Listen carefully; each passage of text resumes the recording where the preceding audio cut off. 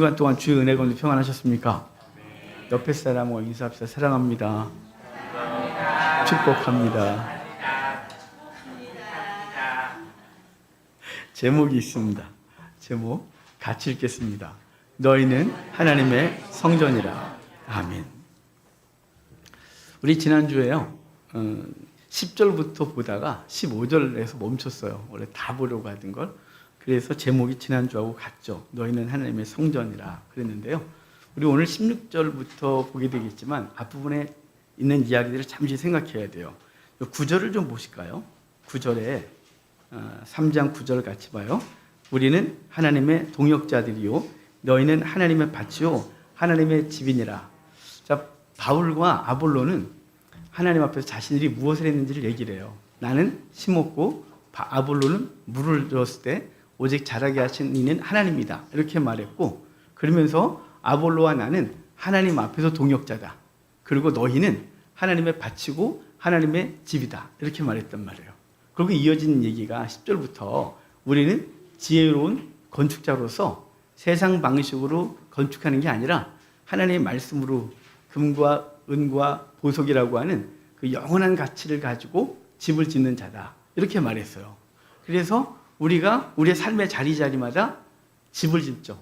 그러니까 하나님의 나라를 세워가고 있는데 나무나 짚이나 풀로 만들지 않고 또 모래 위에 세우지 않고 그리스도의 말씀 위에 그 집을 짓는데 정말 바른 가치관대로 바르게 짓는 거죠. 수단을 부리면 속도가 날지 모르겠지만 그것이 하나님 앞에 인정받을 수가 없는 거죠. 결과가 중요한 게 아니라 하나님의 백성들의 과정이 되게 중요한데요. 요즘은 너무 결과 중심적으로 가서 결과가 좋으면 과정이 다 무시되는 거죠. 과정이 바라야 돼요. 그러니까 이 시대 성도의 삶은 어리석죠. 왜냐하면 사람들은 결과를 보고 그 사람이 인생을 잘 살았다 그러는데 성도는 결과가 엉망이라도 과정이 바르면 하나님 보시기 옳다. 이 가치관 갖고 사는 사람들이거든요. 그러니까 우리는 이 세상의 가치관대로 움직이면 풀과 나무와 짚으로 속히 짓고 사람들 앞에 자기 어깨를 들먹거리면서 나 이런 사람이야 라고 할 수 있겠지만 성도는 비록 기초 노트가 끝나는 한이 있어도 벽돌 두세 장 놓고 나는 끝나고 다음 세대가 그 위에 세우는 한이 있어도 우리는 그걸 묵묵하게 감당하는 존재. 그게 금, 은, 보석으로 짓는 지혜로운 건축자다. 바울이 그러하고 우리도 그러해야 된다. 이게 지난주에 있어요. 거기 이어서 오늘 너희는 하나님의 성전이라 그래요. 아까 9절에서 너희는 하나님의 밭이요 하나님의 집이다 그랬죠? 그리고 그 집을 짓는 자를 건축자다 그랬어요. 근데 그 집을 이제는 또 다른 것으로 얘기를 하는데 그 집은 일반 집이 아니라 우리가 짓는 집은 성전인 것이에요. 그러니까 너희가 짓는 집은 성전이라는 거죠. 저와 여러분이 삶의 자리가 다 성전이에요. 이거 성전 아니라 그랬죠. 정말 우리는 성전에 와서 제사 드리는데 이런 얘기하면 안 되는 거예요. 성전은 더 이상 없고 성전은 오늘 본문에서 우리 기독교인 공동체 두세 사람이 모이면 성전인 거예요. 일단 그걸 교회라고 하거든요. 에클레시아. 그래서 세상에서 불러서 모인 사람들, 그 모인 사람의 공동체가 성전인 거예요. 그리고 6장에 가면 너희가 하나님의 성전인 것을 알지 못하느냐. 너희 안에는 하나님의 성령이 계시기 때문에 너희가 하나님의 성전이다. 너희 몸으로 죄짓지 마라. 너희 몸이 성전이다. 그러면 성도의 삶이 얼마나 고룩해지겠어요. 내 몸이 성전이다 그러는데 여기다 연기를 막 집어넣고 여기에 알코올을 막 집어넣고 그 몸으로 음행을 하고 그 몸으로 폭력을 행하고 그 몸으로 육두문자를 날리면 성전이 그럴 수 없는 거죠. 그래서 고린도전서 6장은 너희 몸이 성전이다 그랬고 오늘 본문에서는 너희의 공동체가 성전이라 이렇게 말하는 거예요. 그러니까 우리는 오늘 뭘 짓고 있는 거냐면 내 개인의 집을 짓는 게 아니라 내 개인의 어떤 것을 성취하기 위하여 인생의 목표를 가지고 내 이름을 남기려다가 아니라 우리는 이 땅에서 이름이 그 사람들한테 기억된 바 되지 않아도 우리는 우리의 삶의 자리에서 성전을 지어가는 거예요. 내 가정이 성전이 되고 내 직장이 성전이 되고 그리고 우리가 섬기는 교회가 건물이 아니라 진짜 성전이 되고 무너진 한국교회가 다시 하나님의 성전이 되는 역사를 위하여 오늘 저와 여러분들은 건축자로서 오늘 이 자리에 있고 어떻게 그것을 세워야 되는지를 주로부터 배우는 거예요. 설계자로부터 이렇게 너희는 건축하는 거야 라고 배우는 자리가 오늘 주의 말씀 앞에 서 있는 오늘 이 시간인 거예요. 그러니까 예배는 들어도 되고 안 들어도 되는 게 아니에요. 코로나 이후로 한국교회가 20%가 날아갔거든요. 예배당에 안 오는 사람이에요. 그 전에는 더 많이요. 그래서 우리 한국교회 크리스찬, 나는 그리스도인입니다 라고 하는 사람 중에 40% 이상이 교회를 안 나와요. 슬프죠. 왜 그랬을까요? 기독교가 철저히 개인화, 이기주의화돼서 그래요. 내가 예수 믿는데 뭐가 문제야? 라고 했거든요. 교회 가면 귀찮잖아요. 보기 싫은 사람도 만나야 되고 일을 받는데 안 할 수 없고 눈치가 보이고 시키면 또 안 하자니 그렇고 이러니 교회 가면 헌신해야 되고 봉사해야 되고 아까운 재물 드려야 되고 내가 혼자 예수 믿으면 헌금도 안 해도 돼. 봉사도 안 해도 돼. 그냥 천국은 따놓은 당상이래. 그러니 교회 안 나오는 거예요. 여러분 정말 미안하지만 그분들은 하나님과 인격적 교제가 있는지를 스스로 생각하셔야 돼요. 오늘 예배당에 가 있지 않고 각자의 삶의 자리에서 난 그냥 유튜브 예배 드리고 나 이러고 돼 라고 하는 사람들은 심각하게 고민해야 돼요. 내가 정말 주의 백성 맞나? 왜냐하면 주님을 사랑하면 우리가 누군가를 사랑하면 그를 위하여 모든 걸 드리게 돼 있어요. 자식을 사랑하면 부모는 자기를 갈아 넣어서 자식을 키워요. 부모를 사랑하고 섬기면 부모를 위하여 내 재산 다 털어서 부모의 아픈 병을 관호하죠. 이게 우리 상식적인 거잖아요. 주님과 관계가 그렇지 못하다는 건 우리 심각한 거거든요. 바라기는요. 우리 한국교회가 부흥할 때보다 반토막 나 있어요. 현재. 딱 반토막이요. 여기서 또 반토막이 나면 그때는 한국교회를 다시 세우기가 힘들어질 거예요. 지금 늦지 않았습니다. 아직은 무너진 것이 그렇게 심하지 않고 그 무너진 돌에 탄 무더기들이 아직 옆에 남아있어요. 느헤미야가 그 돌무더기에서 불에 탔지만 그 돌을 갖다가 정비해서 다시 쌓는 것처럼 우리도 다시 쌓을 수 있어요. 우리의 삶의 자리가 뭐라고요? 내 집을 짓는 게 아니라 성전을 지어가고 있다는 이 어마어마한 사명을 가지고 오늘 우리는 살아가는 거예요. 여기 너희는 하나님의 성전이라 그러죠. 그런데 여기 나오스라는 단어는 그 성전 중에 가장 핵심, 지성소를 가르치는 단어예요. 그러니까 너희가 하나님의 지성소다 이렇게 말하는 거죠.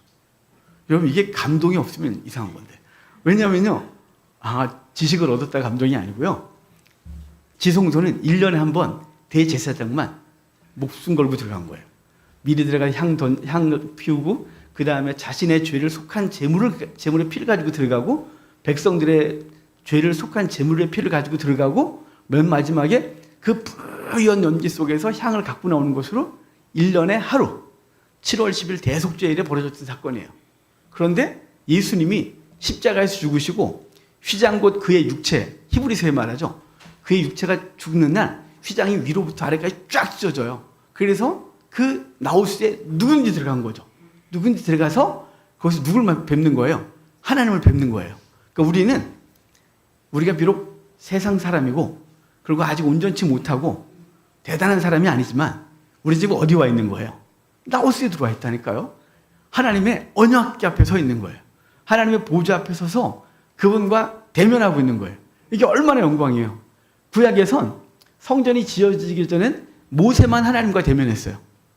성막이 지어지고 나선 아론만 주님을 대면했어요. 그것도 직접 못 보고 연기 뿌옇게 피워놓고 칙칙한 가운데서 대충 여기가 언약궤가 있구나 그래갖고 피 뿌리고 나왔단 말이에요. 왜냐하면 그걸 제대로 보면 살자가 없었기 때문에 그래요.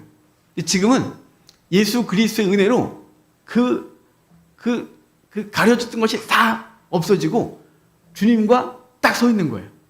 주님과 앉아서 음식을 먹고 마시는 거예요. 이 장면이 어디 있냐면요. 출애굽기 24장에 이스라엘 백성들이 피를 뿌려 언약해요. 출애굽기 19장에서 시내산에 모세가 올라갔다 내려오거든요. 19장에서 이래요. 너희가 내 말을 지켜나면 난 너희 백성이 되고 난 너희 하나님이 되고 너희는 내 백성이 되리라. 그러고 나서 할래? 했더니 하겠다 그랬고 21, 22, 23장에서 20장에서 10계명 전문을 알려주고 21장부터 23장까지 온갖 제사 제도를 그리고 거룩해지는 법을 알려줘요. 거룩한 삶을. 그리고 24장에서 다시 한번 물어요. 진짜 지킬래? 지키겠습니다. 그래서 짐승을 잡아 피를 뿌려 하나님과 언약이 일어나요. 그 언약하고 나서 변화된 게 하나 있어요. 그 전까진 모세만 올라왔거든요. 올라오면 다 죽어버렸어요. 그런데 그 피 뿌리고 나서 이스라엘 장로 70명이 하나님 앞에 올라가 함께 먹고 마셨는데 아무도 해를 당하지 않았다. 이렇게 돼 있어요. 그러니까 우리 지금 어떤 상태예요? 예수 그리스도의 보혈의 은혜로 나홀수에 와 있는 거예요. 우리는 하나님의 성전인 거예요. 이건 영광이죠. 엄청난 영광이에요.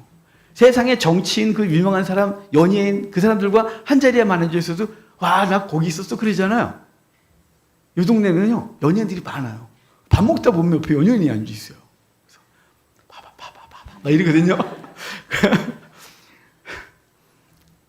TV를 안 보니까요. 근데 연예인을 보면 이름은 모르겠는데 유명한 연예인은 여기 이 동네에 많거든요. 연습생들도 많아요. 그래서 어쩜 그렇게 이뻐요, 애들이. 얼굴이 요만하고 몸매는 왜 그러고 와, 이 동네는 다 예뻐요.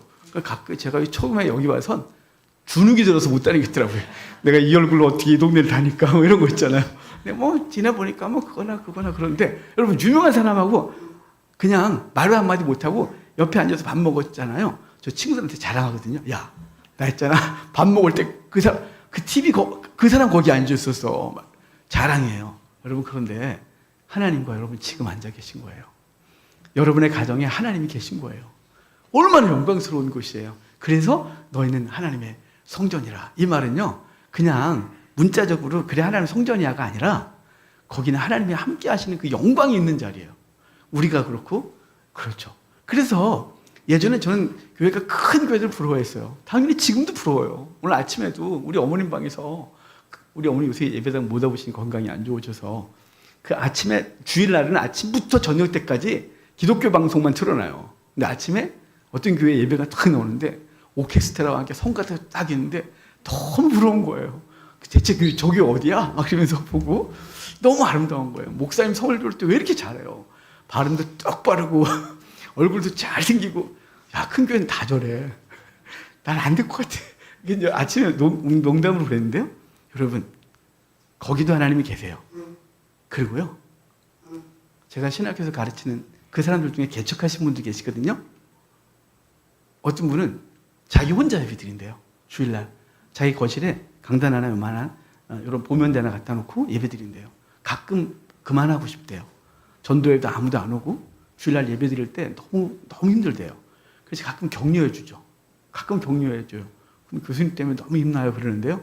저는 가끔 이게 주일날 기도할 때 우리 교회 성도들도 기도하지만 그 사람들, 제가 알고 있는 정말 세상 보기에는 약하고 연약한 교회들 있잖아요. 거기도 하나님이 함께 하셔서 그 설교자 혼자 허공을 향해 설교하지만 그 목회자에게 어마어마한 영광과 기쁨을 허락해달라고. 그래서 기꺼이 자기 자리에 아무도 없지만 나가서 주중에 복음을 증거할 때, 전도할 때 그 사람을 통해 영혼이 살아나는 역사가 있는데 비록 이 땅에서는 영광이 없지만 천국 갔더니 그 길거리에서 전도했던 그 사람이 천국에 와 있는 그 영광을 그가 얻게 해달라고 그렇게 기도하거든요. 얼마나 놀라워요. 이게 나우스예요. 저와 여러분들이 나우스다. 우리는 지성소다. 우리는 성전이다. 이걸 기억하고 오늘 우리의 삶을 살아가는 거예요. 그러니까 너희는 하나님의 밭이다. 하나님의 집이다. 근데 그냥 집이 아니야. 너희는 하나님의 성전이야. 그러는 거죠. 하나님의 영광이 구약에는 쉐키나 아래서 뭐 연기와 구름으로 가득 임했어요. 여러분 여기 구름이 가득한 게 안 보이시죠? 저도 안 보여요. 육신의 눈으로 보이지 않지만 하나님 우리와 함께 하시는 이 영적 감각으로 주의 은혜를 누리고 그리고 우리의 삶의 자리로 돌아가서 우리의 가정을 성전 삼고 우리의 직장을 성전 삼고 그리고 우리가 살아가는 현장마다 만나는 사람들과의 관계 속에서 성전 되게 하는 일이 주의 이름으로 있기를 주의 이름으로 축복합니다. 자, 그럼 2절, 17절 볼까요? 17절 같이 읽어봐요. 누구든지 하나님의 성전을 더럽히면 하나님이 그 사람을 멸하시리라. 하나님의 성전은 거룩하니 너희도 그러하니라. 여기 누구든지 하나님의 성전을 더럽히면 하나님이 그를 멸하시겠대요. 누구든지예요. 여기 누구든지는 교회 오래 다니시는 분, 좀 초신자, 목사, 장로, 집사 다 필요 없다는 거예요. 누구든지 성전을 더럽히면 내가 멸하리라 그러거든요. 여기 더럽히다가요. 이게 그 푸데이로라는 헬라어인데 이거 갖고 약간 변형을 해서 더럽히면 멸하리라를 쓴 거예요. 그러니까 후대이로 이런 건데요. 무슨 얘기냐면 이런 거죠. 누구든지 만약에 성전을 더럽히면 나도 그를 더럽힐 거야. 누구든지 성전을 파괴하면 나도 그놈을 파괴할 거야. 누구든지 성전을 멸시하면 내가 그놈을 멸시할 거야. 이렇게 말하는 거거든요. 그래서 이거를 무지하게 무서운 말이라 그래요. 학자들이. 정말 무섭죠. 여러분, 하나님의 성전을 멸시하고 더럽히면 내가 그를 파괴하리라. 이거거든요. 똑같은 단어예요. 그러니까 너가 한 대로 내가 갚아줄게. 이런 뜻이거든요. 특별히 뭐에 대해서는요. 성전에 대해서는 그러는 거예요. 성전을 더럽히는 게 뭘까요? 성전을 더럽히는 건 오늘 본문 1장부터 쭉 온 건 파당을 나누는 거예요. 자기 세력 만들고 그 세력으로 교회를 힘들게 하는 거죠. 또 성전을 더럽히는 건 뭐냐면요. 거짓 교사들의 잘못된 가르침이에요. 하나님의 말씀이 말씀으로 가르쳐줘야지 이 말씀이 자신의 생각을 걸러서 이렇게 통과에 나오면서 오염되면 안 되는 거예요. 그래서 저가 목사지만 하나님 앞에서 오직 성경 말씀만 하겠다고 작정을 했고 이것이 잘못 전달될 때 있잖아요. 만약에 뭐 몇 주 전에 A를 B라고 잘못 해석했다 칩시다. 그럼 제가 여러분에게 사과해요. 왜냐하면 그까지 사과 한번 하면 되지 사과 안 했다 하나님 앞에 혼날 수는 없거든요. 왜냐하면 그 소리를 들은 사람은 이미 오염됐어요. 제가 성경을 강의하면서 그리고 이제 세미나를 열고 할 때 하다 보면 저도 모르게 헛소리가 튀어나올 때가 있어요. 왜냐하면 66권을 창세기부터 요한계시록까지 5일 동안 전체 강의라거나 일랑과장하거나 하다 보면 난 그렇다고 믿었는데 오늘 보니까 자세히 보니까 그런 뜻이 아니었던 거죠. 난 그냥 한글 성경 쭉 보다 보니까 그렇다라고 해석했는데 원어를 보거나 앞뒤 문장을 보거나 다른 해석을 보니까 제가 잘못 해석한 거예요. 그럼 반드시 사과해요. 왜냐하면 오염됐잖아요. 그게 성전을 더럽힌 거거든요. 그러니까 우리 목회자들은, 우리 사역자들은 하나님의 말씀을 바로 전해야 돼요. 그리고 성경을 가르치는 성경 교사들은 이게 정말 하나님의 말씀인지 점검하고 그리고 가르쳐야 돼요. 그리고 그것으로 파당을 나누거나 자기 세력화하는 것, 그게 뭐라고요? 성전을 더럽힌다고요. 그러니까 성전을 더럽히는 건 여기 쓰레기 버리는 게 아니에요. 성전을 더럽히는 건 주의 말씀을 오염시키고 예수 그리스도의 보혈을 희석시키는 거예요. 그게 성전을 더럽히는 거예요. 요즘 우리 한국교회가 세상으로부터 멸시를 당하거든요. 왜 그럴까요? 이유는요. 우리 강단이 오염물을 쏟아냈어요. 여기 꾸정물 쏟아내는 거죠. 성경만 안 하고. 그리고 성도들이 성경 붙들고 한 게 아니라 성경은 곁다리로 듣고 내가 원하는 거 추구하고 살아가는 거예요. 성경은 언제든지 내 성공을 위하여 도구일 뿐이지 성경 말씀이 목적이거나 하나님의 영광이 목적이 아니라 그것은 내 목적을 위한 도구일 뿐이었던 거예요. 지치고 힘들 때 위로의 말씀 읽고 힘 얻고 뭔가 두렵고 막 힘들 때 주의 말씀 붙들고 힘내고 그래서 어쩔 줄 모를 때 그래 이번엔 좀 하나님의 전능하심을 덧입고 내가 한번 해보리라 해서 그때 전능하심 덧입고 뭘 해보고 온통 이상해진 거죠. 본질을 벗어났어요. 그게 성전을 더럽히는 거예요. 그러니까 저 여러분들이 성전을 깨끗하게 유지하는 건 뭐냐면 말씀 앞에 서서 말씀대로 사는 거예요. 여기에 내 생각을 덧붙이거나 시대적 가치관을 거기다 덧붙이거나 그것을 오염되게 하면 안 된단 말이에요. 성경은 어제나 오늘이나 영원토록 변함없어야 돼요. 이 강단에서 해석되어지는 건 똑같아야 돼요. 칼빈이 해석한 거나 제가 해석한 거나 그 다음 세대 누군가 해석한 게 똑같아야 돼요. 이게 바뀌면 이단이에요. 여러분 이단들이 지멋대로잖아요. 신천지 달리 해석하고 통일교 달리 해석하고 하나님의 교회 달리 해석해요. 이것들은. 그러니까 이것들은 하나님 앞에서 온전체를 하는 거죠. 왜냐하면 진리가 진의 기준에 따라서 맨날 바뀌어요. 저 하나님의 교회는 그 좋은 이름을 지들이 써갖고 안상홍이 교주였거든요. 그 친구가 죽자마자 지 마누라 어머니 하나님을 바꿔놨어요. 교리를. 말이 됩니까? 신천지 바꿀 거에 얼마 있으면. 지금 그 작업하고 있어요. 제 죽을 거거든요, 이 말이. 그러니까 여러분, 이 말도 안 되는 짓을 하는 거예요. 이게 걔네만 그럴까요? 그러면 고맙죠. 그런데 한국교회가 대한예수교 모모, 대한기독교 모모라고 붙여있는 교회들이 말씀을 자신의 필요를 따라서 오용해요. 필요한 거 찾아서 요때는 이 말씀, 그래, 이 말씀 갖고 우리가 원하는 걸 끄집어내야지죠. 제가 왜 제목 설교 안 하는 줄 아세요? 제가 왜 그때 말씀을 뽑아서 안 하는 줄 아세요? 제 속에도 그런 못된 욕구가 있어요. 우리 교회가 지금 나가는 방향이 A로 나가고 싶어요. 그러면 거기에 합당한 말씀들이 많겠죠. 그것만 찾아내서 그 설교하는 거예요. 여러분 사람들이 얼마나 쇠뇌에 잘 당하는지 설교 몇 번 하면요. 우리가 쇠뇌 당해서 그 말씀이 옳습니다 이렇게 돼요. 그거 안 하려고 그냥 강의 설교하는 거예요. 1장부터 계속 가는 거예요. 이번에는 우리 고린도전서 봅시다. 고린도서 끝까지 가는 거죠. 피해갈 방법도 없고요. 도망갈 데도 없어요. 그냥 해야 되니까. 이것은 하나님이 저를 통해서 우리 성도들을 바르게 가르치기를 원해서 모든 예배 시간에 제목 설교를 하거나 본문을 끄집어내서 설교한 적은 한 번도 없어요. 가끔 절기 때나 이럴 때 하죠. 그거 외에는 계속이에요. 좀 지루할 정도로, 지겨울 정도로. 근데 왜 그럴까요? 성전이 오염되면 그 오염시킨 내가 너를 파괴하리라. 하여튼 주님의 엄중한 말씀이 우리에게 있고 그 엄중한 말씀 앞에 우리는 교회를 세워가는 거예요. 돌을 하나씩 세우는 거예요. 벽돌 세우는 게 쉽습니까? 여러분 그냥 벽돌 찍어서 태양에 말려서 세우면 쉽겠죠. 하지만 그건 비가 오면 습기가 차면 무너져요. 구우면요. 불에 넣고 구워요. 안 깨져요. 돌이죠, 돌.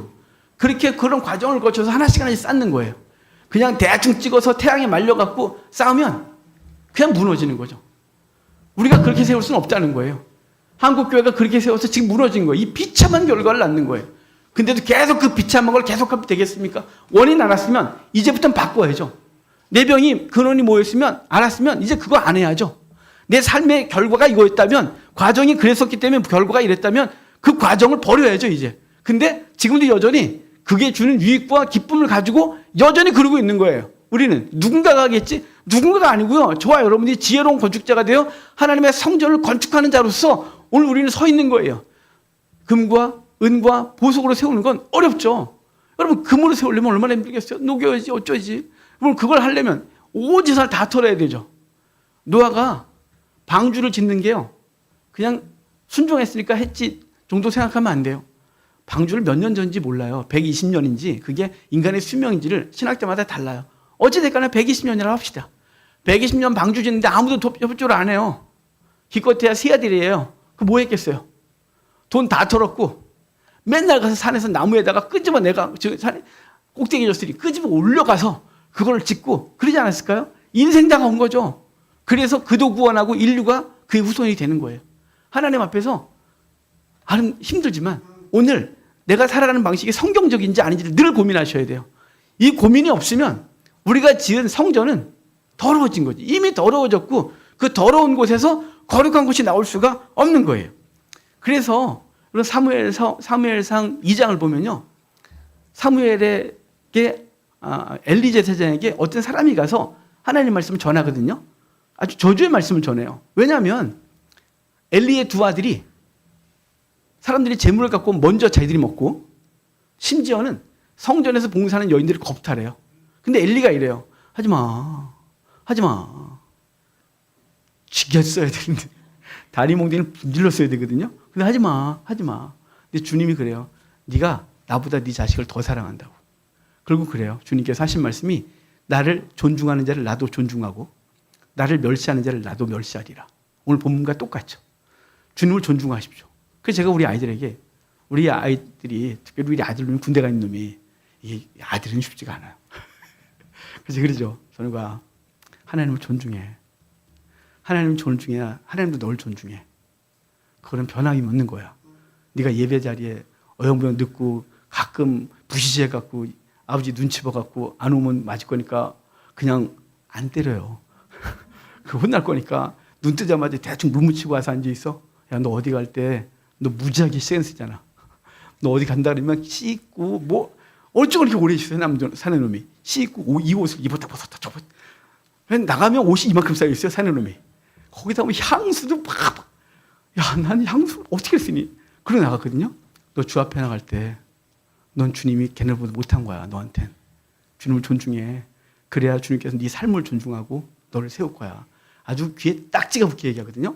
앞으로도 제대하고 나면 또 딱지가 붙게 얘기할 거야. 왜냐하면 이게 인간의 죄성이 한 방에 되는 게 아니에요. 그럼 바라기는요. 하나님을 존중하십시오. 주님께서 여러분을 존중할 거예요. 하나님을 멸시하잖아요. 주님께서 여러분을 멸시할 거예요. 오늘 본문이 그거예요.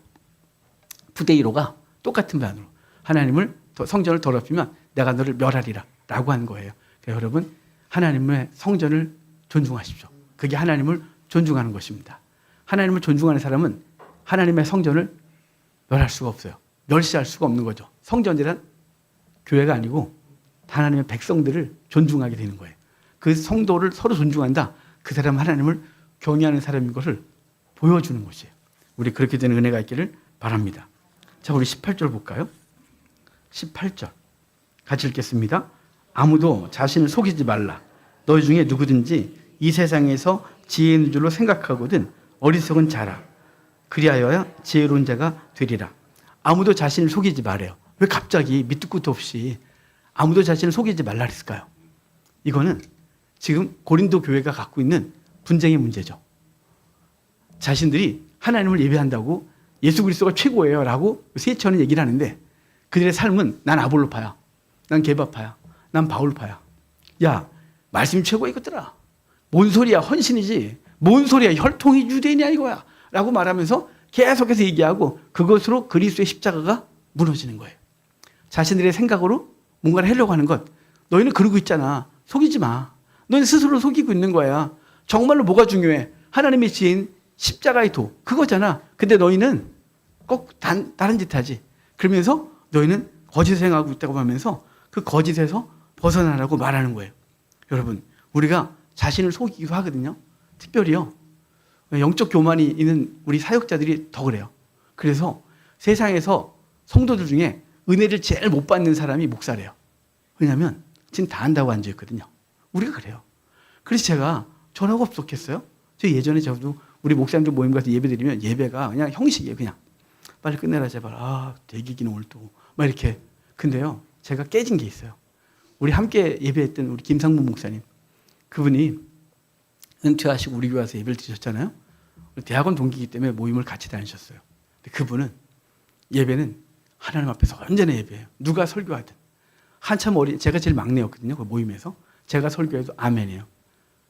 성경 말씀 앞에서 딱 서 있어요. 그리고 아멘, 아멘 그래요. 딴짓 안 해요. 찬송을 있는 힘을 다해서 하세요.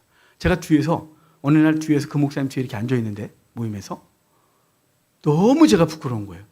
어쩜 이 양반은 이렇게 모든 것이 진지하지? 예배가 우린 대부분 목사들은 그냥 어떤 모임을 갖기 전에 형식적 예배인 거예요. 그런데 그걸 형식화하고 있는데 그분은 철저히 하나님 앞에 진짜 예배하고 있는 거예요. 찬송을 있는 힘을 다해 하시는 거예요. 그래서 그걸 보고 너무 부끄러웠어요. 그래서 저도 나도 이래야 되겠다 라고 생각을 하고 이제 모임에 가서 대충 예배하거나 그냥 어떤 것을 하기 전에 예배 드리는 시간이 아니라 그냥 하나님을 예배하는 것. 그것이 우리에게 돼야 되는데 은혜를 못 받는 건요. 자기가 지혜롭다고 생각하기 때문에 그래요. 내가 다 안다고 생각하는 거죠. 그래서 은혜가 안 되는 거예요. 하지만 겸손하게 내려놓고 자신을 내려놓고 하나님의 지혜 앞에 서고 하나님 날 가르치소서라고 서는 거예요. 그게 자신을 속이지 않는 거예요. 그리고 하나님 앞에서 우리가 진실하게 서는 방법인 것이죠. 이것이 어리석어 보이지만 그게 참 지혜임을 늘 깨닫기를 바랍니다. 우리 19절 봅시다. 19절 같이 읽겠습니다. 이 세상 지혜는 하나님께 어리석은 것이니 기록된 바 하나님은 지혜 있는 자들로 하여금 자기 꾀에 빠지게 하시는 이시라. 아멘. 여기요. 하나님은 여기 이 세상 지혜는 하나님께 어리석은 것이라고 말하거든요. 여기 하나님께라고 하는 이 단어는요. 하나님의 관점에서 그런 뜻이에요. 그러니까 하나님의 관점에서 보면 이 세상의 지혜는 어리석은 것이다. 이 어리석은 것이다를 또 달리하면 우습다 이렇게 되거든요.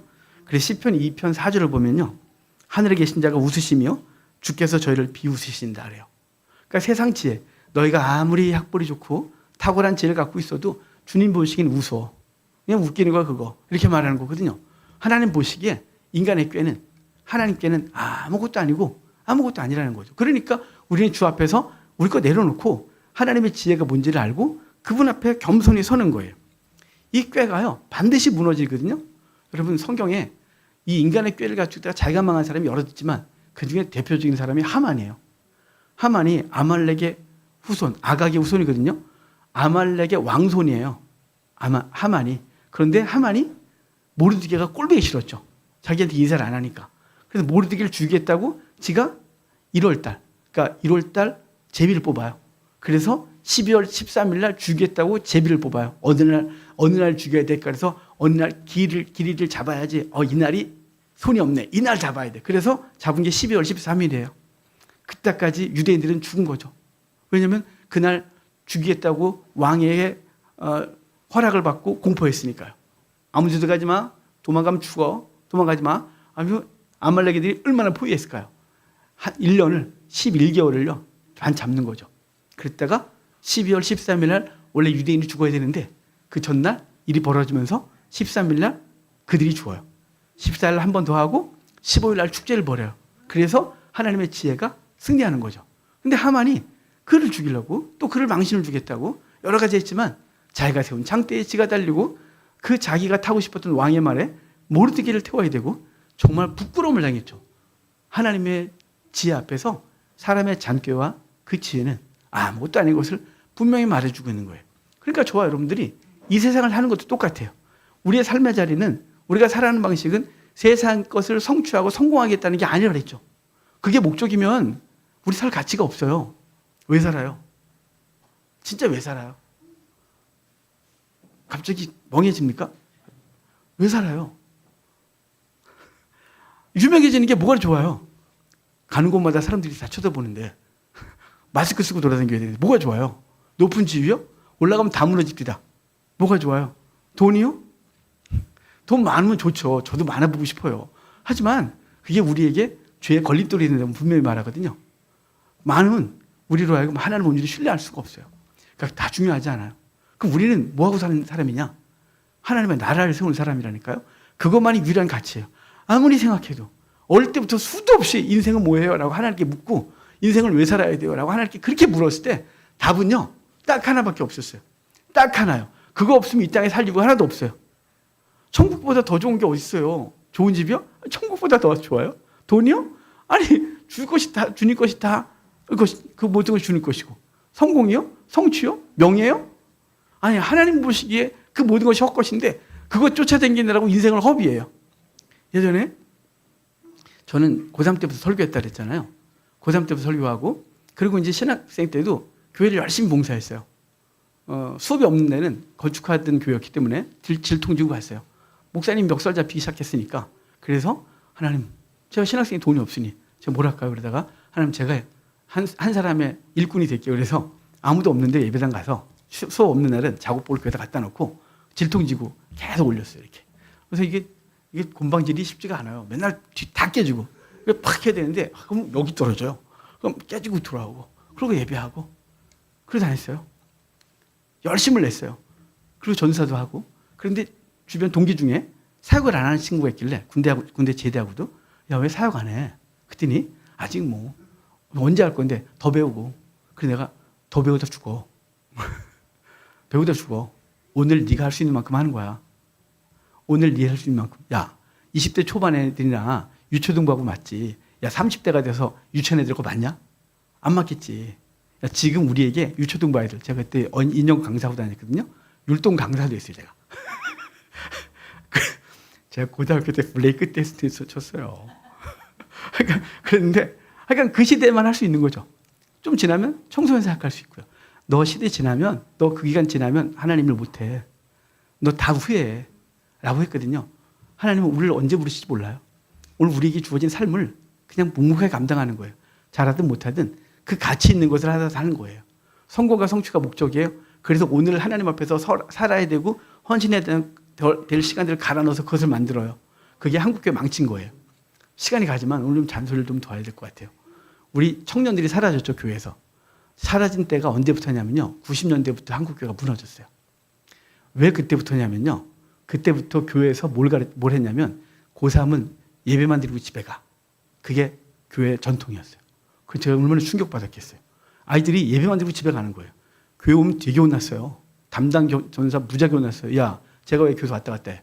집에 가. 집에 보내. 애들을 교회 보냈어요. 교회에서 살아야죠. 수련회가 3박 4일이었거든요. 예전에 2박 3일로 줄었어요.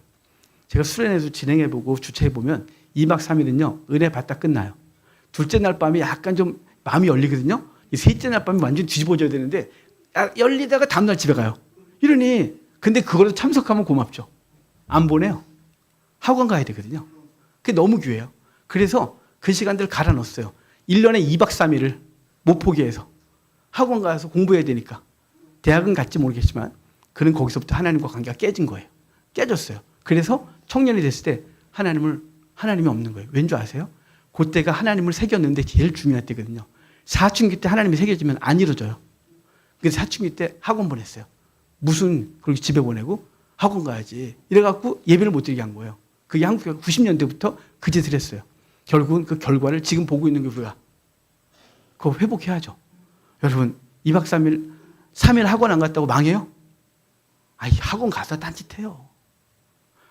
그리고 1% 빼면 나머지 다 들러리예요. 그러니까 1% 아니면 들러리다 생각하고 안 보내면 되는 거예요. 그거. 그럼 뭘 그렇게 목숨을 걸어요? 중요한 정말 목숨을 걸을 게 은혜거든요. 집에서 예배하고 말씀 있는 거 가르치고 어디서 은혜 받는 장소 있다면 거기 보내고 야 우리 교회에서는 없는데 우리 교회도 해야 되는데 요새 거기 가. 그래서 거기 보내고 은혜 받게 하고 이래야 돼요. 그래서 그 아이들이 가장 깨끗할 때 하나님 말씀을 그 심령의 비석에 철피를 새겨 넣었어야 갈등 많은 청년 때 떠나지 않는데 그 혼란스러울 때 이제부터 교회가 그러니 언제 가요? 바빠 죽겠는데 성공해야 되는데 세상 살기 바쁜데 먹기 바쁜데 마시기 바쁜데 놀기 바쁜데 언제 예배 가요? 그래서 망가진 거예요. 한국교회 망가진 건 다 우리 탓이에요. 그럼 이제 다음 세대를 향하여 우린 올바른 가치관으로 돌을 쌓아야 되겠죠. 그게 하나님 앞에서 옳은 것이에요. 그 일을 왜 우리가 쓰임받기를 바랍니다. 자, 우리 그러면 20절부터 23절까지 통으로 읽어볼까요? 또 주께서 지혜 있는 자들의 생각을 헛것으로 아신다 하셨느니라. 그런즉 누구든지 사람을 자랑하지 말라. 만물이 다 너희 것이며 바울이나 아볼로나 게바나 세계나 생명이나 사망이나 지금 것이나 장래 것이나 다 너희의 것이요 너희는 그리스도의 것이요 그리스도는 하나님의 것이니라. 사람 자랑하지 마. 이 말은 난 아볼로야, 난 게바야, 난 바울이야. 그런 거 자랑하지 마.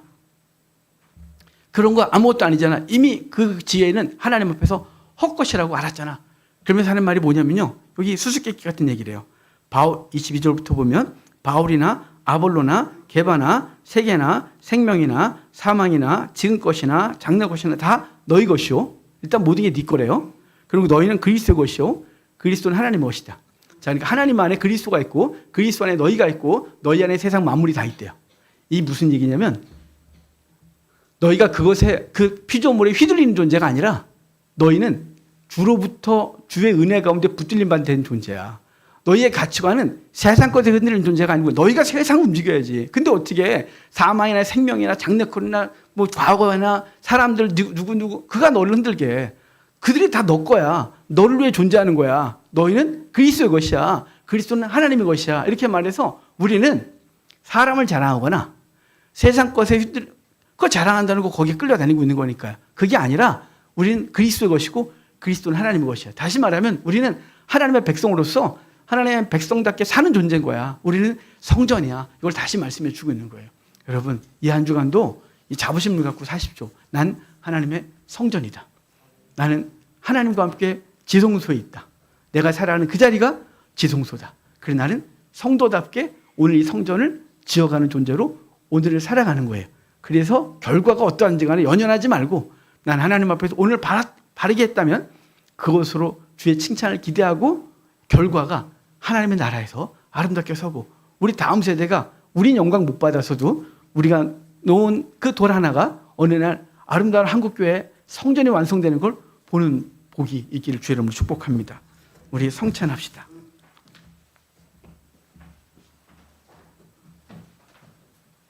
찬송가 311자입니다.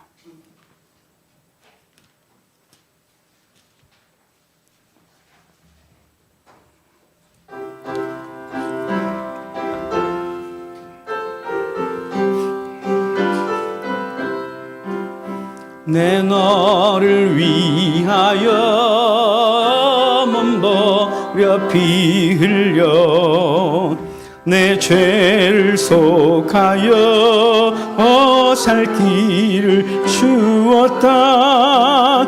널 위해 몸을 주건만 너 무엇 주느냐. 널 위해 몸을 주건만 너 무엇 주느냐. 아버지 보좌와 그 영광 떠나서 밤같은 세상에만 백성 구하려 내 몸을 희생했건만 너 무엇 주느냐. 내 몸을 희생했건만 너 무엇하느냐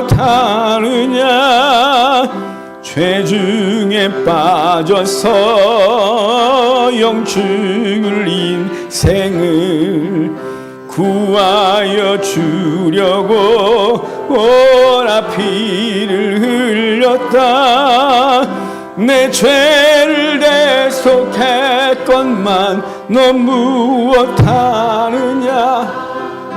내 죄를 대속했건만 너 무엇하느냐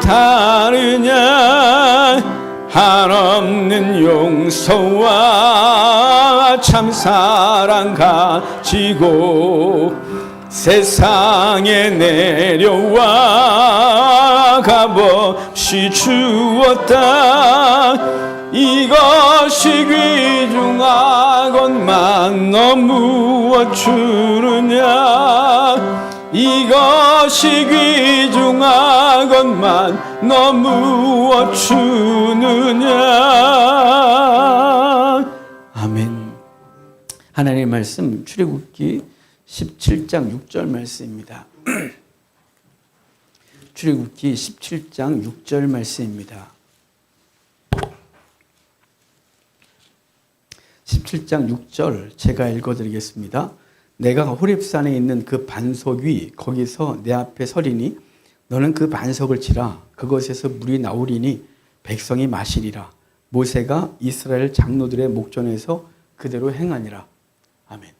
이스라엘 백성들이 애굽에서 나와 홍해를 건너고 그리고 마라의 쓴물 사건이 있고 그리고 시내산으로 오다가 음식이 떨어져서 만나를 먹었어요. 목이 말라서 어쩔 줄 모르는데 주님께서 반석을 향하여 말씀하시죠. 내가 반석 위에 설 거야. 넌 반석을 쳐. 그럼 반석에서 물이 나서 너가 마시게 될 거라고 말씀하시는데요. 이것이 상징하는 바는 반석이신 예수 그리스도가 침을 당하는 거예요. 누가 쳤어요? 죄인된 우리가 예수 그리스도를 치고 그분의 몸에서 생수가 흘러 우리를 살게 하신 놀라운 은혜를 우리가 입었어요. 이제 그 은혜를 입은 자답게 이제 우리도 나가서 생수를 흘려야죠. 요한복음 7장에 누구든지 목마르거든 내게로 와서 마셔라. 그래야만 그 배에서 생수의 강이 흘러 넘치겠다고 했잖아요. 우리 속에서 흘러 넘쳐야죠. 누군가가 우리 주변에 왔는데 건조하고 얘 맛있게 없네 그러면 되겠어요? 우리가 교회 얼마나 다녔는데 이제 좀 생수가 흐를 때도 되지 않았겠어요? 여러분 예수 그리스도의 은혜를 경험하십시오. 그 은혜를 깊이 묵상하십시오. 그 은혜 때문에 눈물 한번 흘려보십시오. 그러면 그 말씀이 우리를 움직이고 이 속에서 생수가 흘러 내 주변 사람들이 우리를 통해 그리스도를 봐요. 놀라운 은혜가 이번 한 주간도 우리에게 있길 바라고 죽어있는 영혼들이 우리를 통하여 생명수 얻고 그들도 살아나고 하나님의 백성 되는 일에 우리가 쓰임받는 복이 있기를 주의 이름으로 축복합니다. 오늘도 성찬기를 여시고 성찬을 합시다. 무교병을 또 설명을 드리겠습니다. 이 무교병은 출애굽기 때 이집트에서 처음 제정이 되어 그들이 애굽에서 나오자마자 그 급히 나오면서 발효되지 않은 반죽을 갖고 나오고 그것으로 급히 음식을 먹게 되거든요. 그걸 그때를 기준해서 이걸 지금까지 2500년 동안 3500년이네요. 주전 1400년대에 처음으로 만들어졌으니까 지금까지 이걸 만들어 먹어요. 이유도 모르고 만들어 먹어요. 일주일 동안 이거만 먹거든요. 슈퍼에 가면 무교절에 먹는 게 케이스에 빡빡하게 들어있어요. 그거 쓴나물과 함께 계란과 함께 6월절 지나고 무교절 7일 동안 먹는 게 이거예요. 이걸 왜 먹는지 모르죠. 이걸 그리스도인이 되는 순간 안 가르쳐도 다 알아요. 이것은 예수님을 상징해요. 예수님이 이걸 떡을 구울 때 누룩을 넣지 않도록 했어요. 누룩이 없으신 죄가 없으신 예수 그리스도를 상징해요. 이걸 구울 때 거뭇거뭇하게 구게 돼 있어요. 이것은 예수님이 흠모할 만한 아무것도 없이 이 땅에 오셔서 우리의 삶을 채우려 하시고 그리고 불의 고통을 당하시고 죽으신 거예요. 그래서 이렇게 굽게 됐어요. 그리고 구멍을 많이 뚫게 돼 있거든요.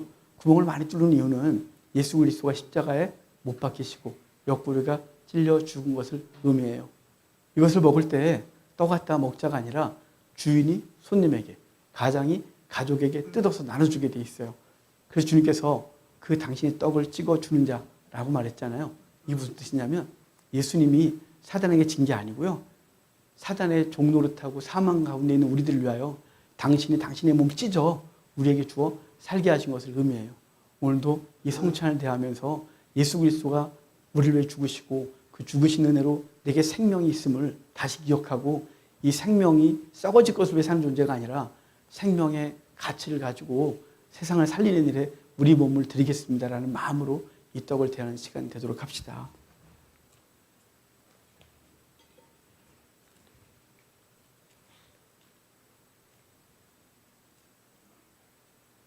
떡을 듭시다. 떡을 드시고 잠깐 기도합시다.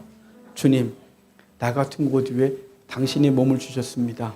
이제 내 몸 내 것이 아니라 주의 몸인 줄 알고 돌아가겠습니다. 그래서 주의 몸 된 교회, 주의 몸 된 나, 성전된 우리가 이 성전을 더럽히지 않고 내가 가는 곳마다 성전 만드는 자가 되게 해달라고 잠깐 기도하겠습니다. 기도합시다. 주님, 우리를 위해 당신의 몸을 내주시고 우리를 살려주셨습니다. 이제 우리 집으로 돌아가겠습니다. 가서 내 몸을 내어주겠습니다. 당신의 몸을 나같이 더러운 곳 위에 내주셨던 것처럼 나도 내 몸을 내 주변에 있는 사람들에게 특별히 내게 아픔 주고 내게 삶의 무게를 더하는 그 사람을 위하여 내 몸 주겠습니다. 주님, 나를 살리신 것처럼 내 몸의 헌신을 통하여 내 주변을 살려주십시오. 그래서 성전된 주의 백성들이 많아지게 하시고 그래서 넓이 하나님의 성전이 지어지는 귀한 은혜가 우리를 통해 있게 해주십시오. 하나님 감사합니다. 주님께서 우리같이 못난 놈 위하여 당신의 몸을 내주셨습니다. 우리가 아직 연약할 때, 우리가 아직 죄인 되었을 때, 우리가 하나님과 원수 되었을 때 당신의 몸을 찢어 주셨습니다. 그 은혜로 살게 됐습니다. 주님, 이제 그 놀라운 은혜 가지고 집으로 돌아가겠습니다. 가서 아직 원수된 관계, 아직 관계가 회복되지 않은 사람, 아직 나와 온전치 않은 관계에 있는 사람들을 위하여 내 몸을 찢어주게 도와주십시오. 그래서 아름다워지게 하시고 그 생명도 살려내는 우리가 되게 해주시기를 간절히 소원합니다. 하나님, 집으로 돌아가서 내 몸 드리겠습니다. 직장으로 돌아가서 내 몸을 희생하여 그 동료들을 섬기겠습니다.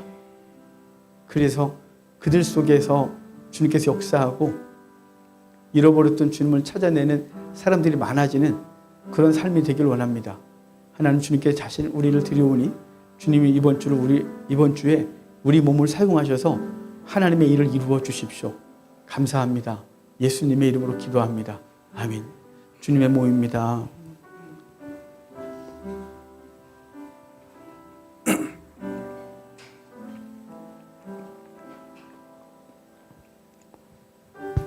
식후에 잔을 가지시고 우리에게 주시면서 이것은 내가 너를 위하여 흘리는 피 곧 언약의 피다 이렇게 했었습니다. 주님께서 물과 피로 우리를 다 씻으시고 용서하시고 생명 주셨습니다.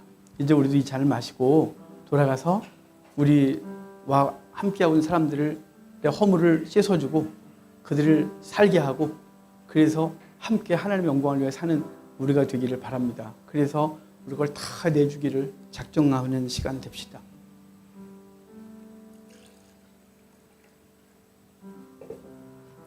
우리 잔을 들고 기도합시다.